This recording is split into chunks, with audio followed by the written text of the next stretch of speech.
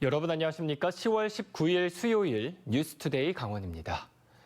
춘천 속초 간 동서고속화철도 착공식이 윤석열 대통령이 참석한 가운데 어제 속초에서 열렸습니다. 현재 서울에서 춘천까지만 연결돼 있는 동서고속화철도 전체 구간이 오는 2027년에 완공이 되면 서울 용산에서 속초까지 1시간 40분 만에 올 수 있게 됩니다. 김인성 기자입니다. 영동 북부 지역 주민들의 오랜 수건 사업인 동서고속화철도가 드디어 착공했습니다. 다시 대한민국 새로운 강원의 미래. 세리머니에 참여하신 분께서는 윤석열 대통령은 착공식에 참석해 동서고속화철도가 개통될 경우 강원 북부 지역은 비약적인 발전을 하게 될 거라며 중앙정부 차원의 지원을 약속했습니다. 강원 지역은 관광과 첨단 산업의 거점으로 괄목할 만한 성장을 하게 됩니다. 중앙정부 차원에서 이를 적극 지원하고 모두 2조 5천억 원을 투입하는 이번 사업은 8개 공구로 나눠 공사가 진행되는데 춘천 구간의 제1공구와 설악산 국립공원 하부를 지나는 7공구는 설계와 시공이 동시에 이루어지는 턴키 방식이며 나머지는 올해 말까지 설계를 마치고 내년에 착공합니다. 동서고속화철도의 종착역인 속초역사 건설 예정지입니다. 현재 계획대로라면 전체 구간이 오는 2027년 완공될 예정입니다. 설악산 국립공원 통과 구간에 대해 강원도와 환경부의 협의가 마무리되지 않는 등 아직 걸림돌이 남아 있습니다. 하지만 윤 대통령이 오찬 자리에서 2027년 말로 예정된 준공 시기를 자신의 임기가 끝나는 2027년 5월까지 단축시키라고 말한 것으로 알려져 중앙정부의 지원이 기대됩니다. 국토부 장관이 옆에 배석해 있고 최상목 경제수석님이 계신 자리에서 6개월 정도 앞당기면 임기 내에 이게 마무리되는 준공식을 하는 걸로 그런 말씀이 있으셨습니다. 완공 이후엔 서울 용산과 속초를 1시간 40분이면 다닐 수 있게 됩니다. 또 2027년 동해 북부선 완공 이후 앞으로 시베리아 횡단철도와 연결될 수도 있게 됩니다. 강원도는 철도시설공단에 여러 차례 공문을 보내 지역 건설업체가 최대한 참여할 수 있는 방안을 마련해달라고 요청하고 있습니다. 속초시는 모두 5천억여 원을 들여 속초역 주변을 역세권으로 묶어 개발하고 철도 완공에 대비한 지역 교통망 구축도 준비해 나가기로 했습니다. 트램이라든지 아니면 이제 지능형 교통 체계를 갖다 준비할 필요가 있어서 ITS 시스템을 적극 도입할 필요가 있다고 보고요. 오랜 세월 교통 불편 지역으로 남아있던 영동 북부 지역이 수건이었던 동서고속화철도의 착공으로 활기를 띠고 있습니다. MBC 뉴스 김인성입니다. 춘천 속초 간 고속철도 착공으로 남아있는 강원도의 다른 철도들은 언제 정부 계획에 반영이 되고 또 공사가 언제 진행될지 관심이 높아지고 있습니다. 강화길 기자가 보도합니다. 강원도의 고속철도망은 한자 날일자 모양입니다. 동서축 3개와 남북축 4개를 모두 합쳐 7개 노선입니다. 이 가운데 열차가 운행하고 있는 노선은 단 2개뿐입니다. 평창 올림픽에 맞춰 2017년 KTX 강릉선이 개통됐습니다. 지난해 초에는 원주 제천 KTX도 개통했습니다. 남은 건 5개 노선. 동해 북부선 강릉 제진 구간은 올해 초 착공했습니다. 그리고 춘천 속초 구간이 이번에 착공했습니다.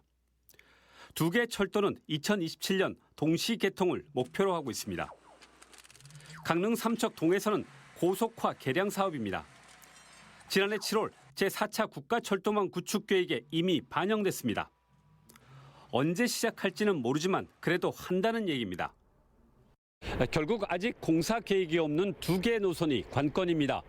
춘천과 원주, 제천, 삼척 노선입니다.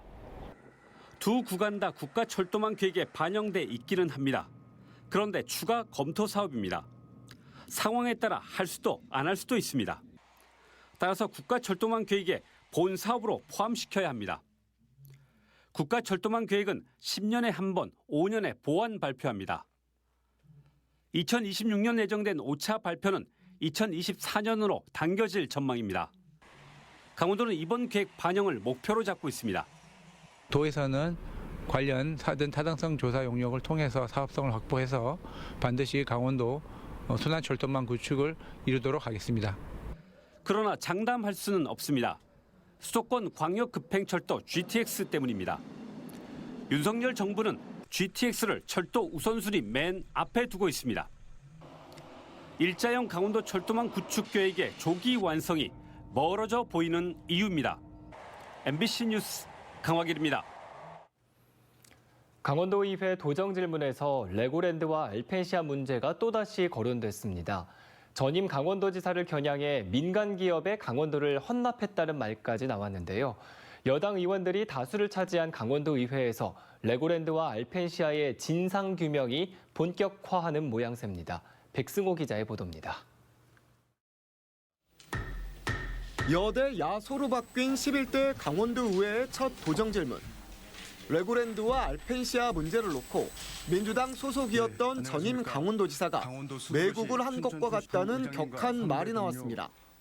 본 의원은 이완용이 일본에 우리나라를 팔아넘겼듯이 최문순 도지사가 강원도를 멀린사와 KH그룹에 팔아 넘길 건가 마찬가지라고 생각하며 왜 이런 말이 나왔을까? 전임 도지사 때 강원도는 멀린과 총괄 개발 협약을 맺으면서 임대료를 3%로 정했습니다. 박 의원은 레고랜드 1년 매출이 400억 이하면 한 푼도 받을 수 없고 600억이라고 가정했을 때는 수익이 겨우 4,800만 원이라고 주장했습니다. 그나마도 제세 공과금을 내고 나면 강원도에는 남는 게 아무것도 없다고 덧붙였습니다. 강원도가 부담해야 되는 비용들을 고려를 하면 의원님 의견이 맞는 부분이라고 생각을 합니다. 게다가 강원도가 레고랜드 개발 과정에서 짊어진 채무 보증이 2,050억 원에 달합니다. 국민의힘 박기영 의원은 알펜시아 매각 담합 문제도 지적하며 모든 잘못을 전임 도정 탓으로 돌렸습니다. 도지사가 여당으로 탈바꿈한 강원도정은 대체로 수긍하는 분위기였습니다. 그 담합 행위가 공정하다, 적정했다 이렇게 말씀드릴 수는 없겠고. 여대 야소로 국민의힘이 주류인 강원도 의회에서 또다시 레고랜드와 알펜시아 진상규명이 시작된 셈입니다. 최근 강원도의회는 재정 효율화 특위를 구성했습니다. 이 특별위원회에서 레고랜드와 알펜시아 문제가 중점적으로 다뤄질 것으로 전망됩니다. 결국 더불어민주당 소속 의원들은 정치적 흑막이 있다며 재정 효율화 특위에 참여하지 않았습니다. 하지만 강원도 의회 49명의 의원 가운데 민주당 소속 의원이 6명에 불과해 대세를 거스르지 못하고 있습니다. 또 다른 국민의힘 의원도 레고랜드와 알펜시아 문제 질의를 예고하고 있어 이번 도정 질문이 전임 도정 파헤치기의 신호탄이 되고 있습니다. MBC 뉴스 백소입니다. 횡성과 원주 지역 주민들은 수십 년째 인근의 공군부대 군용기 훈련 소음으로 고통을 받고 있습니다. 올해부터는 군소음 보상법에 따라 지역 주민들에게 보상금이 지급되기 시작했는데요. 하지만 학교는 피해 보상 범위에 빠져 있어 제대로 된 지원도 받지 못하고 있습니다. 보도에 윤하은 기자입니다. 공군 제8전투비행단에서 8km가량 떨어진 횡성의 한 중학교. 3학년 학생들의 영어 수업이 한창입니다. 하지만 수차례 수업이 중단되고는 합니다. 군 항공기 소음 때문입니다. 수업 시간에 계속 날리다 보니까 수업 진행이 계속 끊기는 거예요. 체육 시간에는 소리 지르기라도 해야 뭐가 좀 들리는 정도라서. 넓은 곳에서 많은 인원이 듣는 것도 아닌데 선생님들은 마이크를 사용해 수업을 진행합니다. 귀가 좀 아팠고 여름에 창문을 못 열어가지고 시끄러우면 닫아야 되잖아요, 창문을. 그래서 좀 덥고 답답한 게.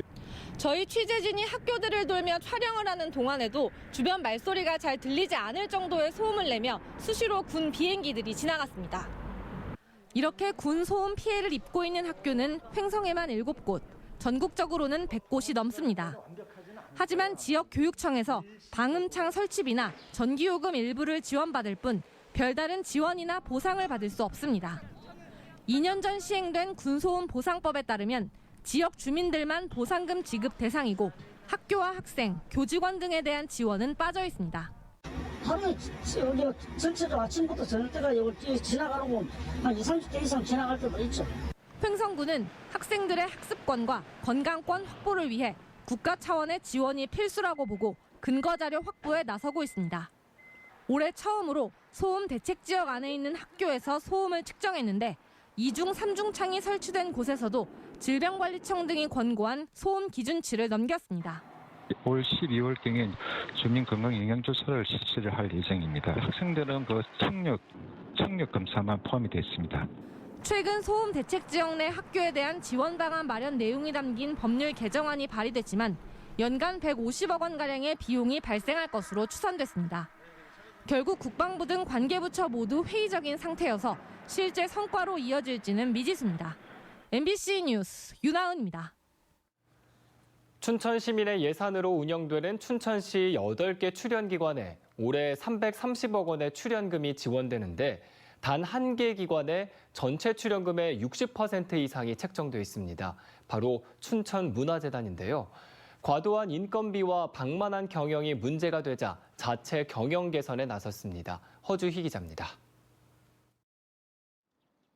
2008년 춘천시가 출연한 춘천문화재단입니다. 춘천문화예술회관과 축제극장 몸짓, 김유정 문학촌에 이어 올해는 춘천예술촌까지. 이름만 들으면 알 수 있는 춘천의 대부분의 문화예술 사업을 이 문화재단에서 맡고 있습니다. 이재수 전임시장 때인 지난해 춘천시가 문화체육관광부로부터 법정 문화도시로 지정되면서 예산도 크게 늘었습니다. 춘천시가 문화재단에 지원하는 올해 출연금만 지난해보다 27억 원이 증가한 205억 원으로 늘었습니다. 춘천시 출연기관 8곳의 출연금을 합하면 334억 원이니까 무려 61%가 문화재단 한 곳으로 들어가고 있는 겁니다. 공공의 목적으로 설립된 출연기관이라고는 하지만 자체 수익률은 전체 예산의 1%도 되지 않아 지나치게 예산에만 의존하고 있다는 비판도 계속되고 있습니다. 인건비도 논란입니다. 공무원들 임금 인상률이 1%대인데 반해 문화재단은 지난해 이사장을 비롯해 공무원 5급에 해당하는 사무처장 등 3급 고위직의 급여가 10% 이상 올라갔습니다. 또 문화재단 경영평가 등급이 재작년 가에서 작년에는 나등급으로 하향됐는데 오히려 최대 1,200만 원의 성과급이 올해 지급됩니다. 우리가 채용을 할 때에는 어떤 인건비에 대한 기준이 있을 텐데 과연 그 문화재단에서 채용을 할 때 그 인건비 기준을 9천으로 잡고 했다고 그러면 그것은 너무 방만한 것이 아닌가.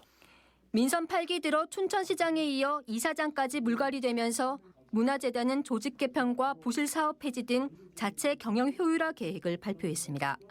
당초 설립 목적대로 지역의 문화 예술 진흥과 예술인 복지 증진 그리고 문화도시 사업의 고도화 등 꼭 필요한 곳에 예산이 효과적으로 사용될 수 있도록 각별히 노력하겠다는 말씀을 드립니다. 최근에는 육동환 춘천시장까지 나서 방만한 산하기관에 대한 대대적인 경영 개선을 예고했습니다.